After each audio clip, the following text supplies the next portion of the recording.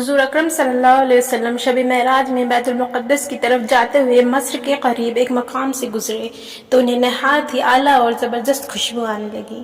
آپ صلی اللہ علیہ وسلم نے حضرت جبرائیل علیہ السلام سے پوچھا کہ یہ خوشبو کیسی ہے؟ جواب ملا کہ فرعون کی بیٹی کی باندی مشاطہ اور اس کی اولاد کی قبر سے آ رہی ہے۔ پھر حضرت جبرائیل علیہ السلام نے ان کا قصہ بیان کیا کہ مشاطہ فرعون کی بیٹی کی خادمہ تھی اور وہ خفیہ طور پر اسلام لا چکی تھی۔ ایک دن فرعون کی لڑکی کو کنگھی کرتے ہوئے اس کے ہاتھ سے اتفاقاً کنگھی گر پڑی۔ وہ اٹھانے لگی تو اس کی زبان سے بے ساختہ بسم اللہ نکل گیا۔ اس پر شہزادی نے کہا کہ تو نے آج عجیب کلمہ بولا، رب تو میرے باپ فرعون ہی ہے، تو پھر تم نے یہ کس کا نام لیا ہے؟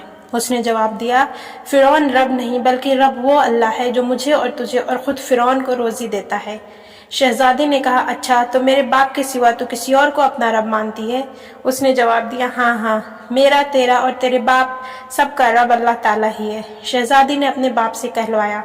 وہ سخت غضبناک ہوا اور اسی وقت اسے دربار بلا بھیجا اور کہا، کیا تو میرے سوا کسی اور کو اپنا رب مانتی ہے؟ اس نے کہا کہ میرا اور تیرا رب اللہ تعالیٰ ہی ہے جو بلندیوں اور بزرگی والا ہے۔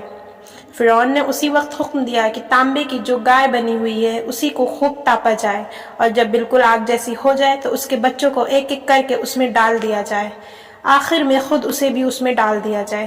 چنانچہ وہ گرم کی گئی۔ جب آگ جیسی ہو گئی تو حکم دیا کہ اس کے بچے کو ایک ایک کر کے اس میں ڈالنا شروع کرو۔ اس نے کہا، بادشاہ ایک درخواست میری منظور کرو، یہ کہ میرے اور میرے ان بچوں کی ہڈیاں ایک ہی جگہ ڈال دینا۔ اس نے کہا، اچھا، تیرے کچھ حقوق ہمارے ذمے ہیں اس لیے یہ منظور ہے۔ اس کی دونوں بچیاں اس کی آنکھوں کے سامنے اس میں ڈال دی گئیں اور وہ فوراً جل کر راکھ ہو گئی۔ پھر سب سے چھوٹے کی باری آئی جو ماں کی چھاتی سے لگا ہوا دودھ پی رہا تھا۔ فرعون کے سپاہیوں نے اسے گھسیٹا تو اس کی نیک بندی کی آنکھوں تلے اندھیرا چھا گیا۔ اللہ تعالیٰ نے اس بچے کو اسی وقت زبان دے دی اور اس نے آواز بلند کہا، اماں جان افسوس نہ کر، اماں جان ذرا بھی پسو پیش نہ کر، حق پر جان دینا ہی سب سے بڑی نیکی ہے۔ چنانچہ انہیں صبر آ گیا۔ اس بچے کو بھی آگ میں ڈال دیا گیا اور آخر میں ان کی ماں کو بھی اس آگ میں جلا کر مار دیا۔ یہ خوشبو کی مہکیں اس کی جنتی محل سے آ رہی ہے۔ سبحان اللہ۔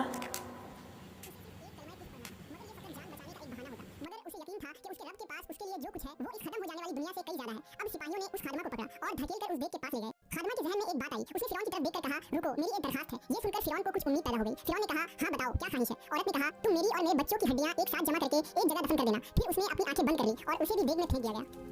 اس واقعے کے 2000 سال کے بعد آخری نبی حضرت محمد صلی اللہ علیہ وسلم اس دنیا میں تشریف لائے۔ آپ کو ایک رات معراج کے سفر پر لے جایا گیا۔ معراج کی رات جب نبی صلی اللہ علیہ وسلم براق پر سوار ہو کر بیت المقدس پہنچے تو آپ کو مصر کی طرف سے ایک خوشبو آنے لگی۔ حضور نے جبرائیل سے پوچھا، اے جبرائیل، یہ کتنی اچھی خوشبو آ رہی ہے، یہ خوشبو کیسی ہے؟ جبرائیل امین نے عرض کی، یا رسول اللہ، فرعون کی ایک باندی تھی جس نے ایمان کی خاطر اپنے اور اپنے بچوں کے جانوں کا سودا کیا تھا۔ اس کے اور اس کے بچوں کی ہڈیوں کو جہاں دفن کیا گیا تھا، جس دن انہیں دفن کیا گیا اس دن سے لے کر آج تک یہ خوشبو آ رہی ہے اور یہ قیامت تک آتی رہے گی۔ بے شک ہم خوش قسمت ہیں کہ اللہ نے ہمیں ایمان کی دولت سے نوازا، جس ایمان کو پانے کے لیے لوگوں نے اپنی اور اپنی اولادوں کے جان کے نذرانے پیش کر دیے، جبکہ ہمیں کتنی آسانی سے یہ دین اور ایمان مل گیا۔